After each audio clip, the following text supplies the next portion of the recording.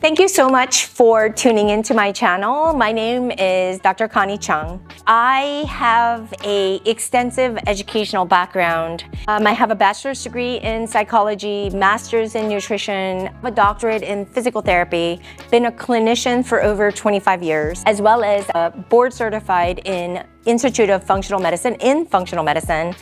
And I'm a ERYT certified at the 500 hour with Yoga Alliance. All that being said, I utilize yoga as a specific tool to help you to regulate your nervous system, to really empower you, to really reach in to your own essence and your healing power from within, to heal from any kind of symptoms, whether it be physical, mental, and emotional, as well as chronic illnesses. I believe all the answers are within you, that we have a biochemical capacity and the ability to heal our own bodies if we can align from within, inside out. That's what we do here. Welcome, and I can't wait to get to know you better.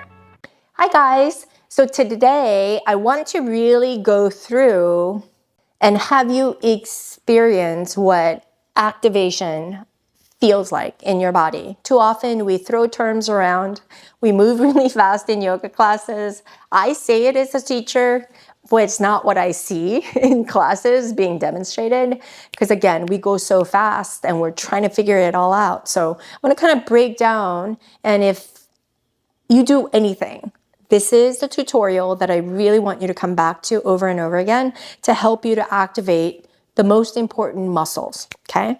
So I'm going to start with the feet, because feet in yoga, we don't wear shoes, we don't have any support. So it's up to us to really provide the arch for our feet, right? And I noticed in classes, a lot of us has dropped arches, which is normal. It's an aging process, but a lot of us just have this pronation, supination. We have all kinds of ankle issues, bone issues, and so forth.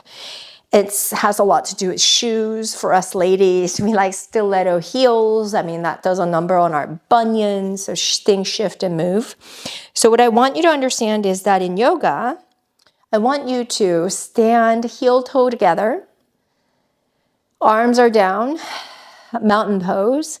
And in any pose, you want to energetically lift the toes up. That's going to activate the arches of your feet. And I want you to actually try it. I have my toes up. It gets really hard. It really activates the whole front compartment of my shin. Standing nice and tall, pushing the floor away. I can just stand here with no muscles activated, or I can stand here, tuck tailbone, which draws my navel to the spine. And then I can draw the rib cages down, really activating my core. So everything is firm, right?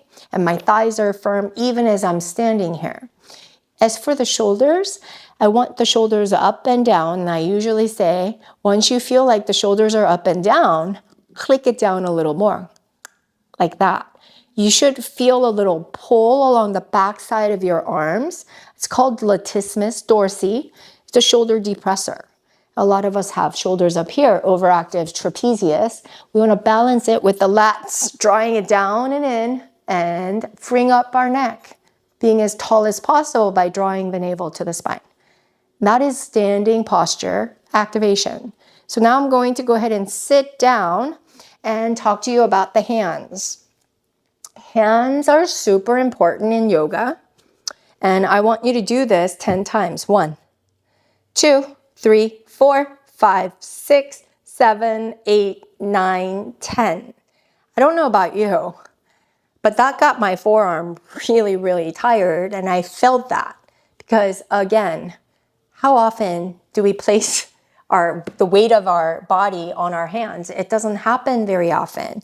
And in yoga, we have to do that. And so the way I teach in my class how to activate the shoulder girdle is, first of all, when you place your hands down, most people just end up locking the elbows in and then putting most of their weight onto their wrists. Well, as you guys know, there's a lot of neck issues that are coupled with carpal tunnel syndrome, right? So a lot of people can't do that, a lot of issues. So what I want is, right now my knuckles are up, right? And my fingertips are white when I place them down because I'm a little bit more shifted forward and I don't sink down into my shoulders, which happens a lot too because you guys just don't know how to really light it up and activate the shoulders. It's when you push the floor away, elbows out, draw the elbows in, push the floor away, and you're gonna have this feeling of, ooh, that feels really weak and it feels really bad and I feel like I'm gonna crumble. It should feel like that, but that's the muscle you need to cultivate, strengthen, stabilize to keep your yoga practice safe. I want you to really remember because the fingertips, the tendons lie in the fingertips, but the actual muscles lie here near the elbow, okay? That's for the forearm into the hands. So unless you really grip the mat with your fingertips, you're gonna dump all the weight onto the wrists. There's a lot of nervous structures going through the carpal tunnel, innervating all the nervous structures, the blood supply, the vein coming back, all that stuff goes through. And so you wanna guard that, and that happens by you really using the pads of your fingers, okay? That's super important. As well as the shoulder girdle. When the shoulder girdle is properly activated, you see here, the area between my shoulder blades is dipping down. And my shoulders are up towards my ears, and then that's going to really hurt me one day, right? But I want to really settle my hands down, elbows out and in, push the floor away, shift it forward, pull my navel to the spine, push, push, push, push, push, push, push. And that holds me responsible to use my muscles. Not only will I get stronger, more toned, more flexible, more stable, but it'll prevent any kind of injury. Like I don't hurt after a yoga class because it's properly addressed, properly activated. That's what I mean. So we reviewed the hands, we reviewed the feet, we reviewed the shoulders. Now we're going to go into the core and the hands and everything that comes together, tucking your toes and then slowly lifting your hips up, pushing the floor away. So some of you may not have enough hamstring length to be able to keep the heel down. So keep the heel up, bend your knees, and then push the floor away. Look down towards your belly, and then start to draw the heels down as much as possible, and that's going to pull, and you should be feeling this nervy pull. Instead of focusing on that stretch, I want you to think about squeezing the front thigh, which is going to activate those front thigh muscles to release the backside. Then I want you to draw the rib cages in, pull the navel to the spine, drawing the navel to the spine. That's going to round the spine a little bit, push the floor away, pull the navel to the spine, tailbone up towards the ceiling. It's a lot to remember. And then sinking the heel down, pushing the floor away through all 5 fingers like we talked about, and then coming down. Woo! And now when you do downward dog, it feels so much different. Like most of my students tell me, my gosh, it feels really, really, really, really like you're making me work. And that's because I am. All the way here, left leg up, left knee up to your chest when you transition. Keep the knee up, and then you start to transition high up onto the right toe and come up, up, up, up onto the hands. Then you place it down. That took a lot of core activation. Turn your back heel in, coming up nice and slow. So I'm activating my arch by lifting the toes, and I'm really activating my thigh by bending into the knee, but that tends to dump my pelvis forward and then arch my upper body back. So I'm going to draw everything in, tuck your tailbone while keeping your spine nice and long all the way up, and that's warrior 1. Rooting down through the back heel, everything is activated. My right thigh, my arms are pulling down. My left knee is bent, left toes are up, my arch is completely activated. And as I open up into Warrior Two, same thing happens. I go deeper into the left knee, which really activates the inner thigh, the outer thigh, back of the thigh, and the front of the thigh, lifting the toes up, activates my arch, really grounding through the right foot, pulling the navel to the spine, tucking your tailbone is going to activate the core. Ooh, and then you gaze up or forward and straighten, pivot on your heel, same thing on the right side, bending into the right knee and gazing towards the right side. The lower you bend, the more activation you're gonna get. Key is not to go with it. Really ground through, keep your spine nice and tall, draw the navel to the spine so you look properly adjusted, aligned, activated. That's the difference. Last one I want to show you is Baddha Konasana. So sitting down nice and tall. Pull the heels together. And then as you sit here, most of the times we just dump the weight forward and go into a stretch. But I want you to think about knees up and down, up and down.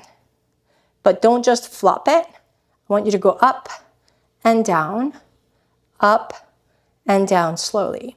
And then you come up, inhale, and then slowly the work now becomes lowering the knees down. 1, 2, 3, 4, and 5. Now my muscles and my strength got my knees down, okay? Then from that place, I open up the arches and then go forward. And my work is still on lowering my knees, outer knees, down onto the mat to activate my outer thighs to allow me to shift forward this way. That allows me this tight tautness. My muscles are active, keeping my stretch safe. And then I add the breath to it. My muscle belly is getting toned and strengthened in a stretched position.